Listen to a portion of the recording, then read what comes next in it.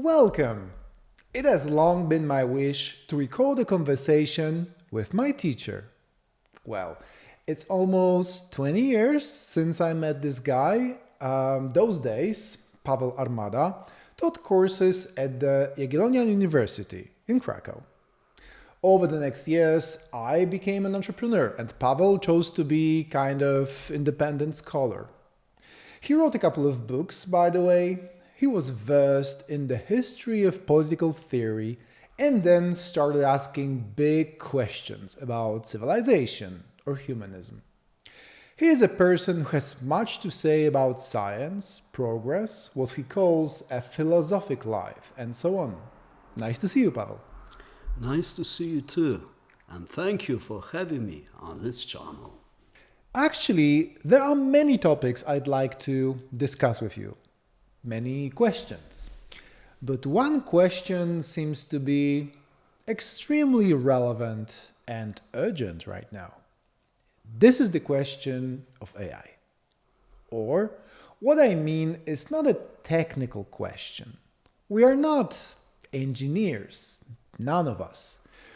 But a question like, why is there some fear, or at least that feeling of uncertainty, by many actually kind of horror, when they hear about this new technology? Something more than before, I suspect.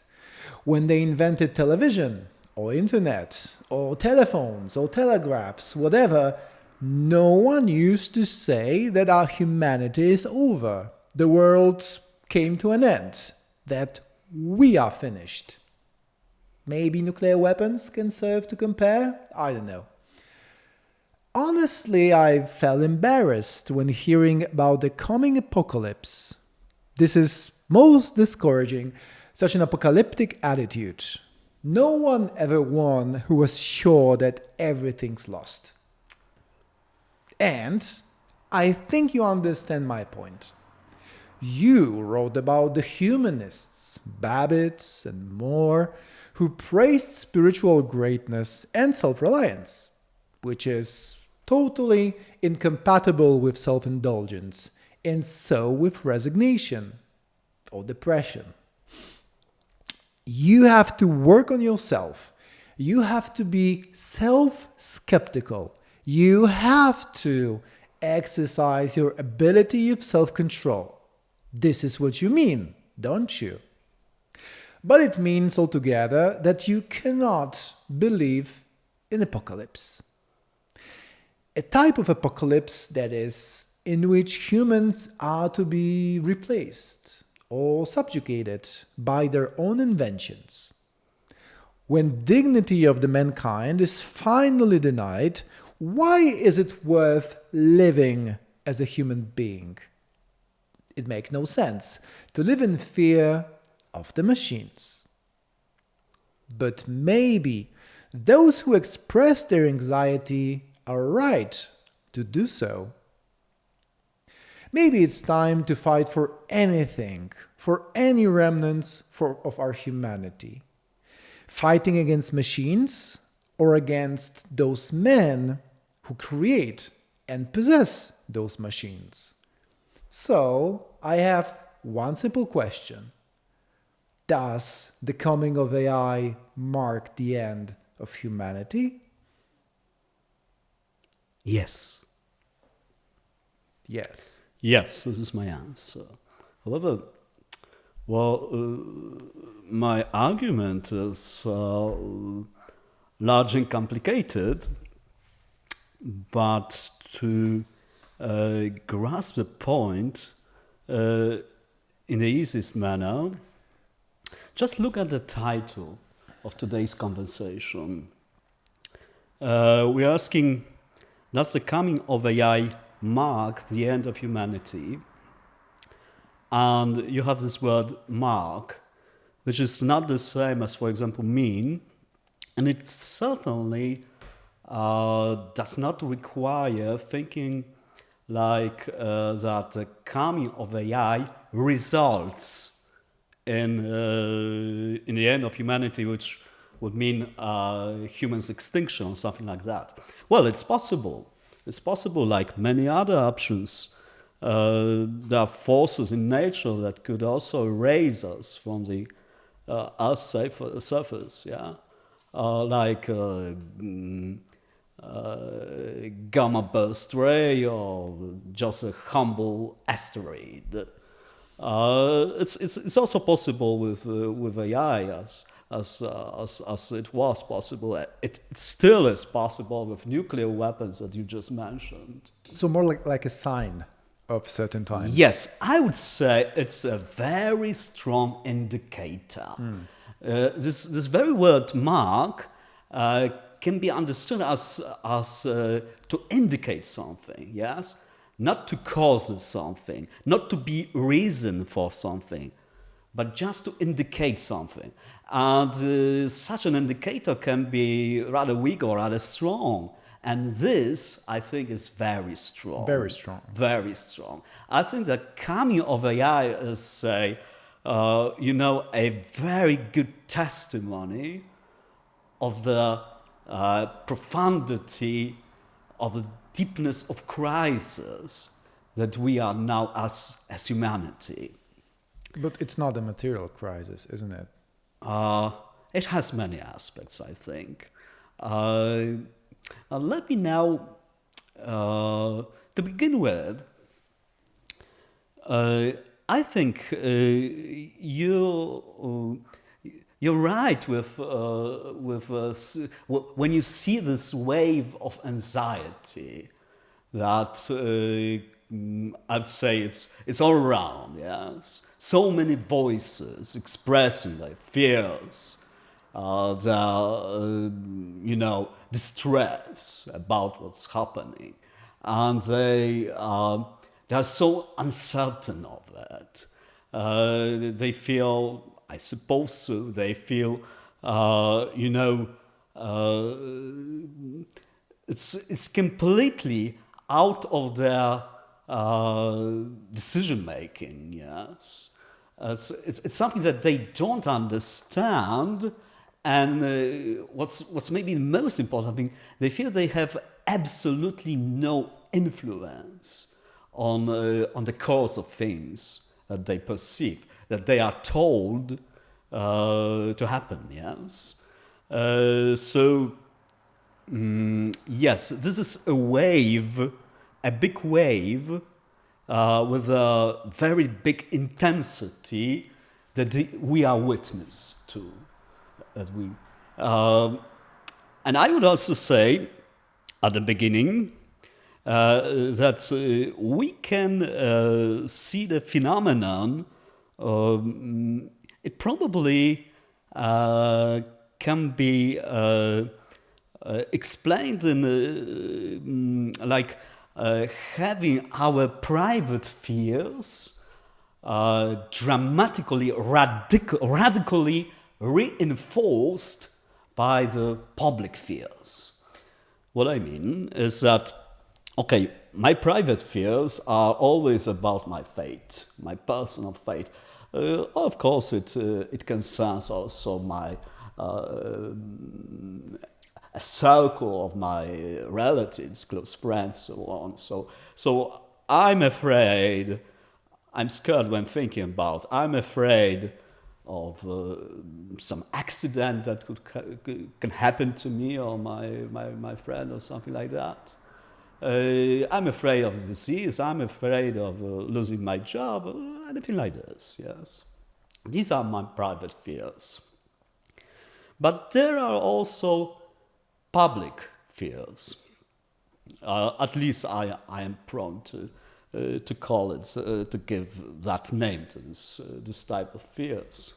What are public fears? Public fears are we are afraid of something that can happen not only to me or you as a person in my private sphere, and not necessarily with this immediate effect on my fate. That can also be so. But I mean something that is that poses a danger, a threat to the humanity as a whole, yes, or even to the world, not to say to our universe as a whole. So this can be a fear of a natural disaster, for example, of the biggest scale possible, like the asteroid or something like this, or the something of cosmic force. Yes, it's a fear of extinction in general. It's a fear of nuclear war. It's a fear of pandemic, and as you know very well, this fear of pandemic, it was exercised in many ways just a couple of years ago.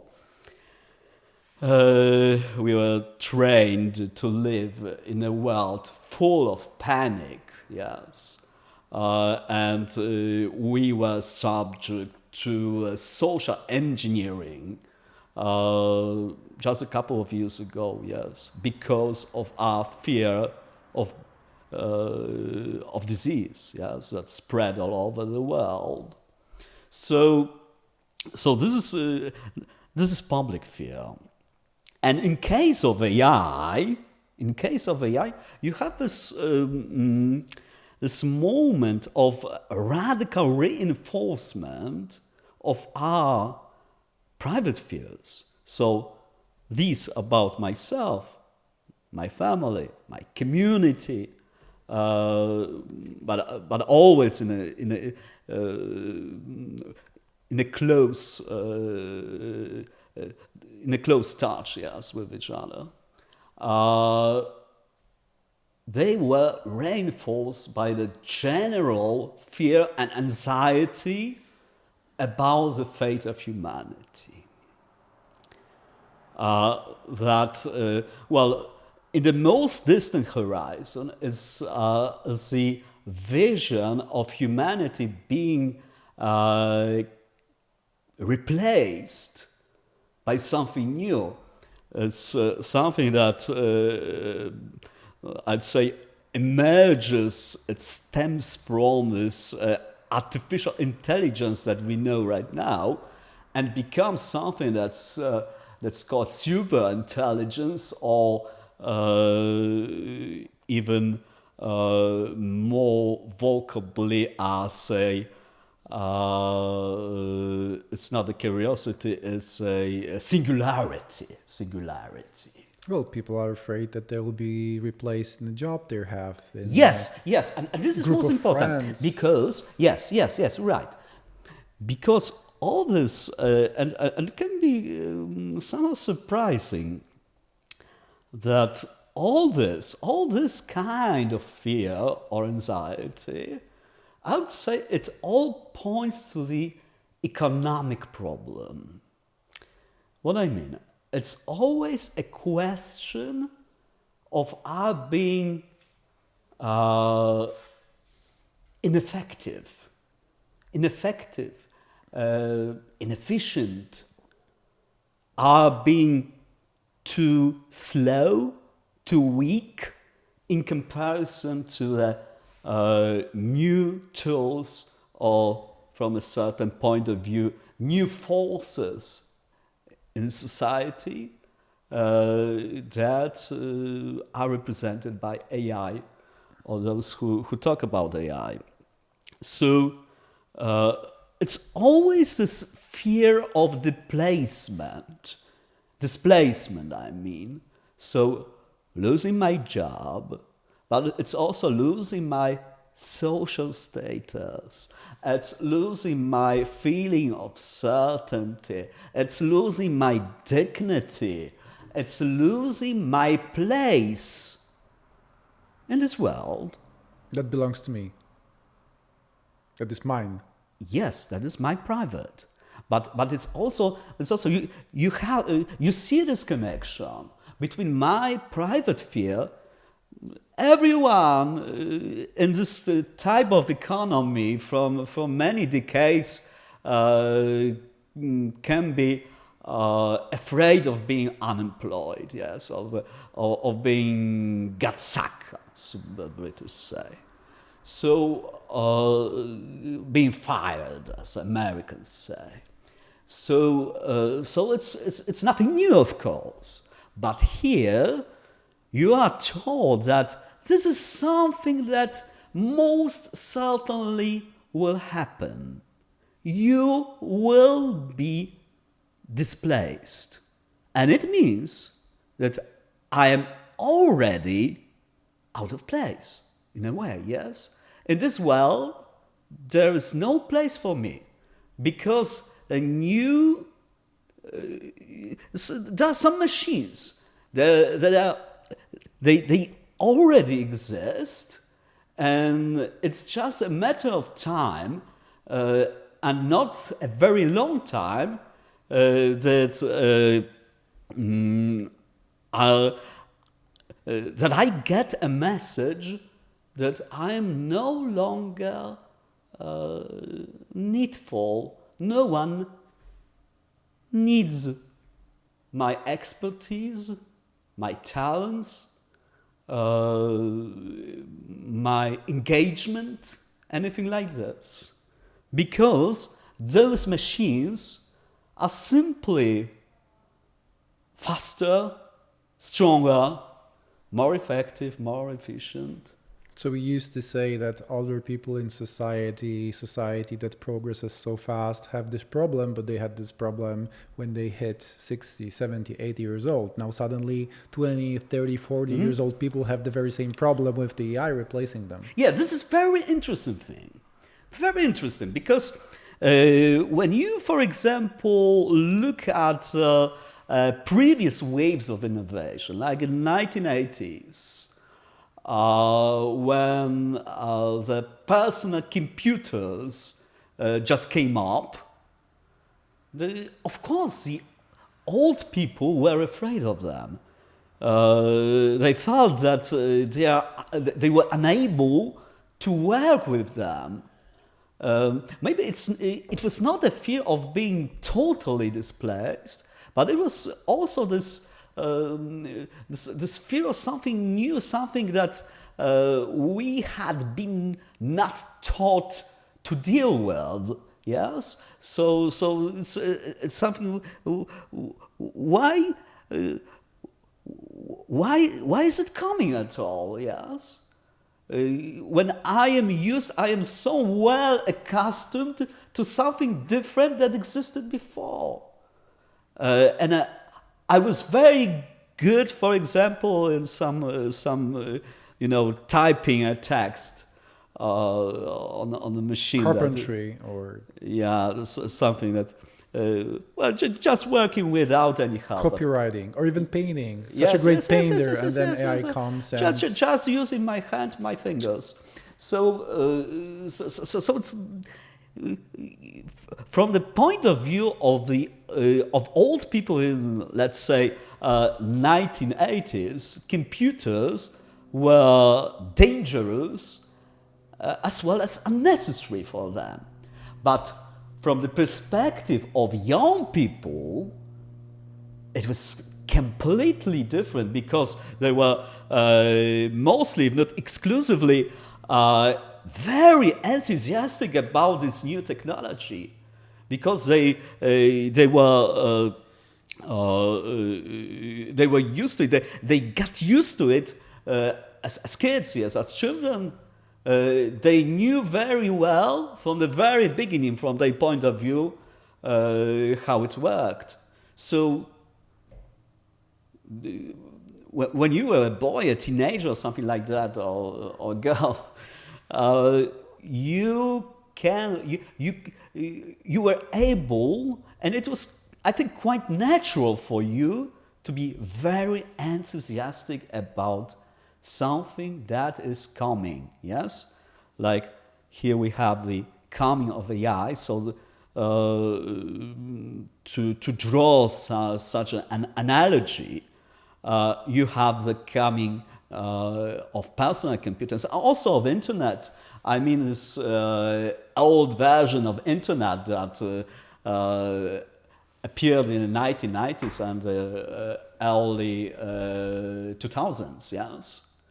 the same scheme, the same very simple scheme that the old people are mostly reluctant, yes, reluctant because they are afraid, because they feel very uncertain on the one hand, and on the other hand, you have children or grandchildren who are extremely optimistic and open-minded and interesting in using in as many ways as possible the new technology that's handed to them.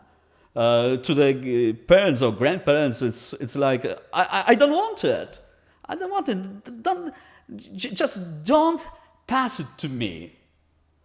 And from the point of view of this young, it's quite the opposite. Yes. So you think they are not, and they shouldn't be optimistic, the young ones? Now, that in their lifetime, the great flippening, the great exchange of flash to chrome can happen. Yes, something like this.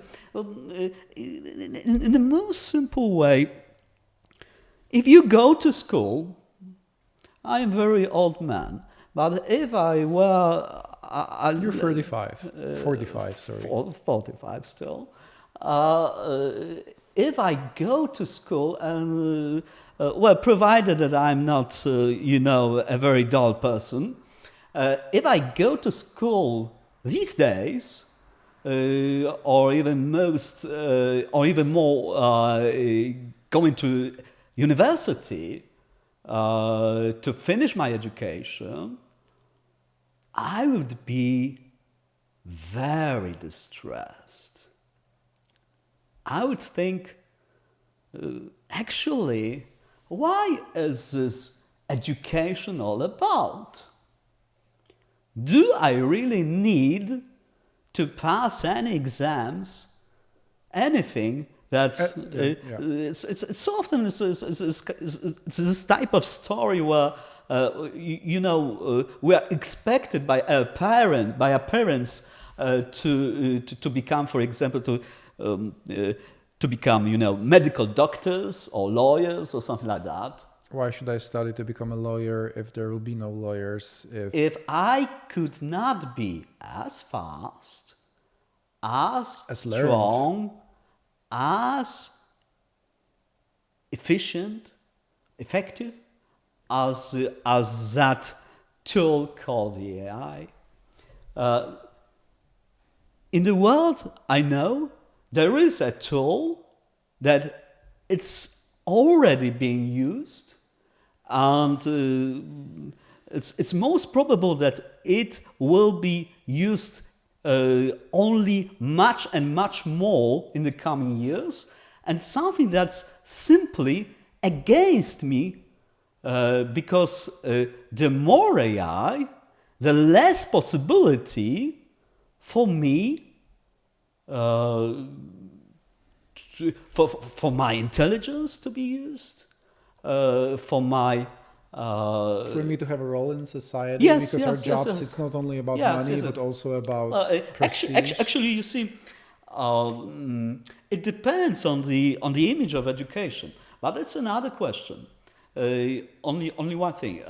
If you think that education as such, and especially that higher university education, it's all about getting jobs. It's all about becoming a successful employee or something like that. As I said, a lawyer, doctor, or something like that. If it's a measure of your success with regard to your education, and most probably you are already lost. Your cause is lost. Your cause is lost. If you think in this way. You think what? We need different education, or? It's a different topic. We cannot, cover it up today. But I think, yes, a different thinking about education is most needful under these circumstances. People who just keep their thinking about education like I go to school, I go to the university or something like that, just in order to being granted a job, salary, and everything, yes? These who think in this way are losing. I would say are sure, are certain to lose, yes, their lives. Because when they end the adventures, the educational adventures, so to say, they be left with nothing actually. You don't seem to be techno-optimist as guys like Sam Altman, Elon Musk, and all the other proponents and creators of AI. I think that telling people that everybody will profit from the technology as it's developed or foreseen by Musk or Altman, that everyone will be happy with this, that everyone will benefit from what they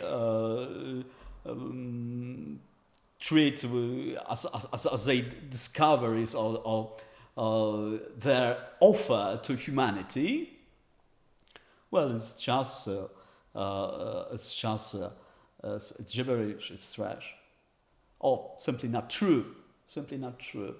So they're lying. Yes, they lie. And they lie because this is the product they try to sell, or they lie because they don't see the real thing. Maybe they lie for many different reasons, but one of these reasons is probably that they do not appreciate truth as such too much. So they're more cynical than in wrong. They may be wrong. They may be just, thinking commercially, so to say, and expressing their thoughts in a way they think it's just most profitable to them. But I think the core of the matter, and this is something I like. So when I talk about displacement, I said a couple of whiles ago that it points to an economic problem. Yes. Okay. So this is the next stage of what is political problem? Well, I would say that political problem par excellence is a question of truth. What is truth? Well, it's maybe in a way surprising for some of you, our audience, yes. If they are accustomed to understanding politics as elections, political marketing, and something like this. But in reality, politics is about our understanding of truth. It's not about winning election, as everyone would say. Yeah, it's about political parties fighting with each other and these, the jobs for your colleagues from this party, or to keep the members of the other party away from. But it's not that important. It's extremely unimportant in our discussion. Someone would say that even combining these two words, politics and truth, seems to be idealistic. No, they're wrong. Because there is always need for truth. Even if this truth is much distorted or diluted or applied in many ways it's barely recognizable as truth, it's still truth in disguise, so to say. The need for truth, our personal need for truth, and not only in our personal life, but also in our in that public sphere, as it's decisive, it's grave. Well, what I mean, you have this AI tools. And as you know very well, it's everyday reality. You have something like fake images or fake news. Yes. Well, I can create any image and news where they were always fake. Yeah. And but it's well, it's often quite trivial. It's not very important, not significant. It doesn't affect your life too much when you meet something that's not true and just pass it. But well, imagine that you one day in the morning you wake up and you listen some news, or rather you read some news. Provided that it's still possible, and you read, for example, that some aliens have attacked the Earth, that we are under aliens invasion. Oh, something no less difficult, but maybe more probable, that nuclear war is just broken out. Yes. Okay. It's and it means that either you die or you have to find some shelter as quickly as possible. Okay. So you can just get up and run to find a shelter. But the question is, if this information about the invasion or war or something like that, if it's true or not. It can be fake. It can be false. It can be even a kind of weapon that someone has used against you, against your society, your state. But it doesn't mean that this war has really broken out. But it just means that someone has attacked your mind. You, as an ordinary person, you're simply unable to decide what is true in such. Okay, when you see the atomic mushroom, it's a proof, yes, in your eyes. But let's assume that this is not what you see right behind your window. It's not like it's only information that you have to deal with. And you are, besieged. You are stuck in your situation. Because, it's probably that you think that true information would come from some institutions of your state, yes. Government or police will inform you what is really happening, yes. But can be so, but it's what if this is people from, let's say, a police station are also unable to detect the truth in this well, in such AI case. can probably easily, as we have many news covering that there's some like AI on a run that's hacking into different servers. So AI can hack into Polish server of the government information center that sends everyone a message that we are under attack, and then there's a nuclear war. There's this nuclear rocket heading towards Warsaw, Krakow, and Wrocław. Krakow too? Krakow too. Oh. And it's, everyone should run for their lives. And yeah, this can happen for sure. Well, okay, but what I have in mind is that you don't have time to become a judge, yes, to gain some certainty in giving your judgment on this, yes.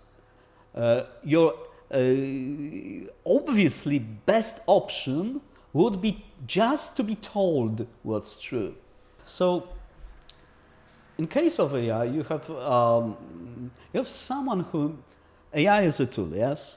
AI is a very sophisticated, very refined, very complicated. But just a tool. But just a tool. Not a let's say it's not a Holy Spirit. Not a new type of being. Not a new entity in this way. Well, it's not even. I would say it's not a natural force as some may imagine. It's not like this. It's just a tool. So the political question, is always who creates on the one hand, but on the other hand, and most especially, who owns this tool? Who owns the admin key? Yes, who owns the admin key? Who's the owner? And it means whose decisions will most certainly affect your life. And this is, I would say, one side. And the other side, if we assume that AI on it's just reasonable to think this way, if we assume that AI can be used in a malignant way, with very bad intentions. Yeah, of course it can. Yes. As every tool. Yes. If we, for example, just preparing those fake news, fake images. Imagine your students coming to you with a paper you asked them to write, and they didn't write by themselves. It's unimaginable, I think. It's too much for me to reflect on. Let's return to something easier. So, you are probably willing to accept someone as your protector. Yes, someone will come after someone who owns the AI tools. Then someone will come who will be accepted as your protector, most probably in the form of government. You will expect from your government, most probably, or from a kind of organization, institution that you are ready to trust in these matters. You'll be ready to give them the right for you to be protected against AI, yes? And it's a new situation, yes?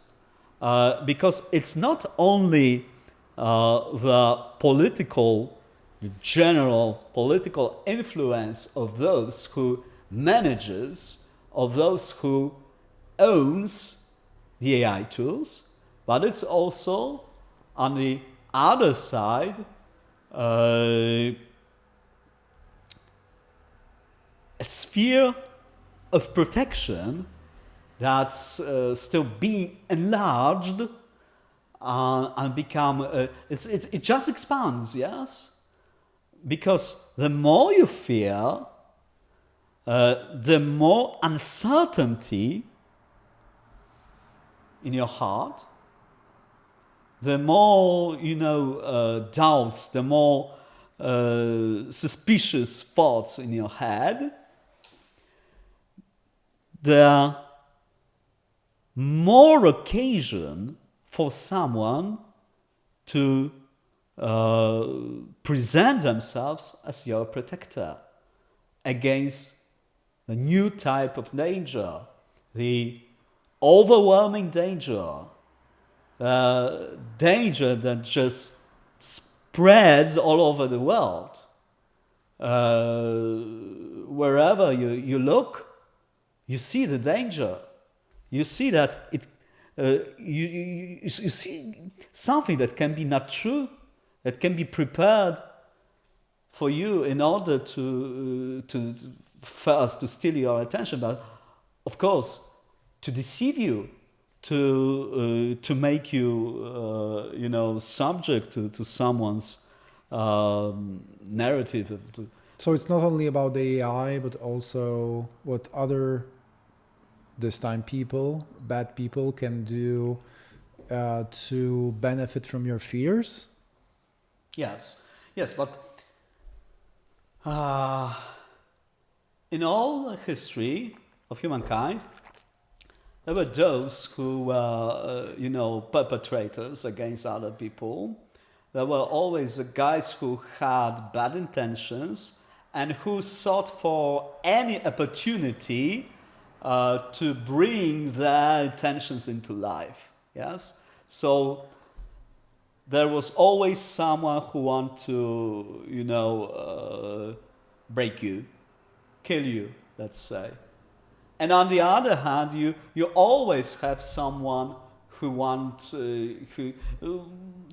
regardless of his actual motives, it could be also noblemen, but as regards the pattern, you have always someone who understands himself or herself as being, able to protect the other people. So this very scheme is quite universal.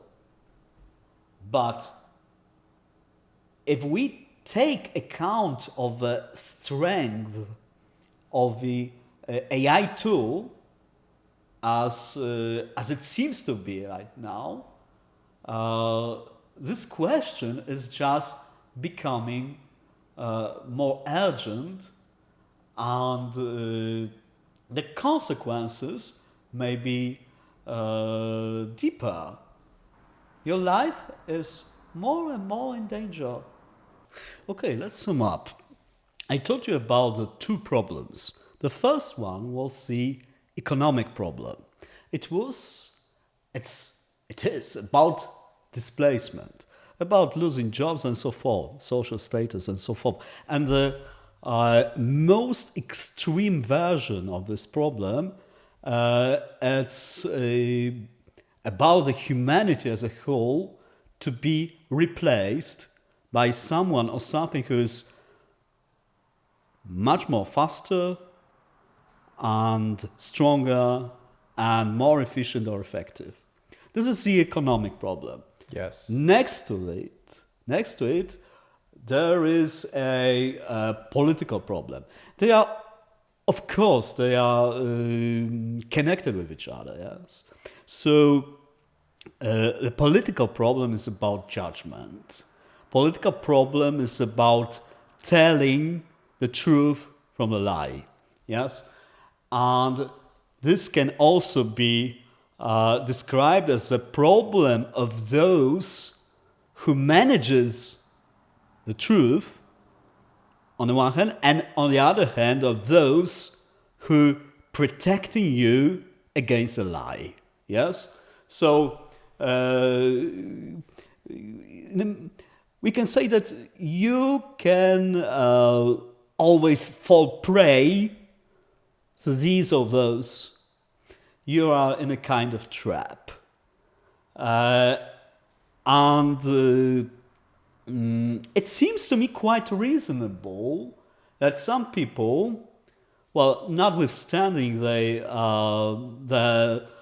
mode of expression, so to say, they try to say something about this cruel perspective for them. I mean the economic or social perspective and that political perspective. That political perspective, in a word, can be related to the, the form of government which some think we have already survived and it just disappeared from the scene of history. I mean, totalitarian form of government or totalitarian organization. Because totalitarianism, it just needs not to take form of, Stalinist rule or Nazi regime or something like that. It can be something much more, I would say, acceptable from our perspective, something that it justifies itself in our eyes because our need for the truth, as well as our need for protection against the lie, are real, and we really need someone to be trusted. Yes, to trust him or her. Or even it will be a kind of device. So these are the economic and the political problem. You may ask, is this all? No, certainly not. These two problems, these are just two levels of reflection on the AI topic. And it's necessary, it's indispensable to reflect on those phenomena that concern economy, society, or politics. But it's no less necessary in order to understand the wholeness of the potential danger of AI, and so to reach as far as possible the answer to our question about the end of humanity. It's not a small thing, I think, by the way, the end of humanity. We are talking about it as it was something like, something sold out, yes? The store is closed, or something like this. But it's the end of everything. We are all humans, yes? Everything we have and everything we understand, we can really refer to is about humanity. It's connected with our humanity. So if we really believe that humanity is in danger, then I think we have to use our full potential of understanding, of thinking, to give a plausible and potentially useful, helpful diagnosis of our state, of this general problem of AI. So, but I said, the economic problem, however, let's note it, however, large perspective is used, yes? Because as I told you, this is a problem of displacement. This is a problem of being out of place. This is a problem of our not being needed in this world. So it's quite serious, yes? to be kicked off this world, potentially, by some, some machines or someone who uses the machines. It's very serious.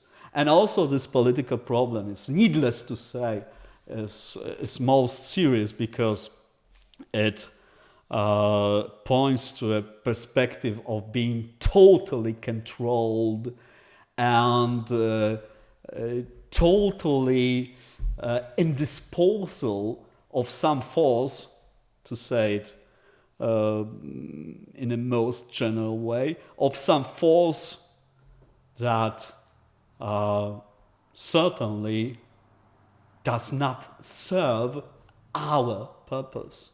Yes. So, what's further? And I'd like to use a quote. I think it's one of the best statements I know in the field of history of ideas, which we are, exploring right now. And this quote, it's over 100 years. It has over 100 years. Was given by Irving Babbitt, who's a very important American thinker, author. In his book Democracy and Leadership, at the very beginning he wrote, please listen to him. It's very short, actually. Babbitt says, when started with any degree of thoroughness, the economic problem will be found to run into the political problem. The political problem, in turn, into the philosophical problem. And the philosophical problem itself to be almost indissolubly bound up at last with the religious problem. Well, it may seem quite sophisticated, but if you reflect enough upon his words, you will see the noble simplicity of this thought. Of course, the main thing is to understand what is political problem, and before it was this economic problem. This is what we did, and now we try to approach this next level. And the next level is, as you heard, the philosophical problem, which is not identifiable, but also not separable from the religious problem.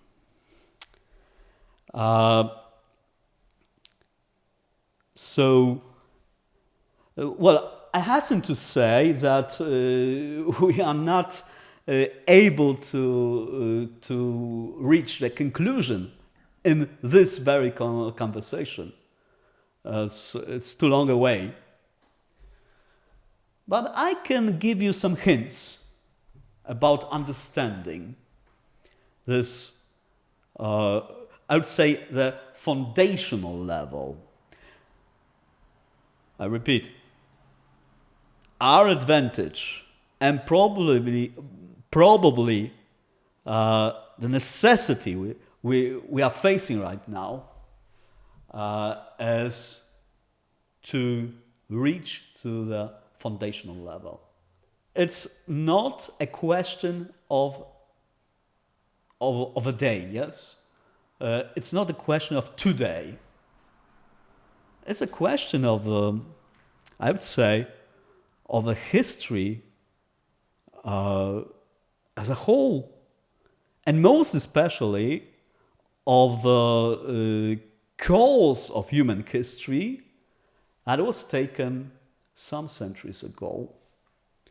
Because as far as we know it, for most time of its existence, humanity's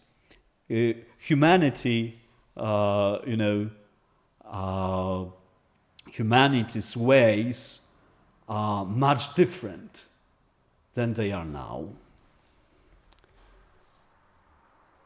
After some time, you will understand what I actually mean. So, Kuba, the long road is before us.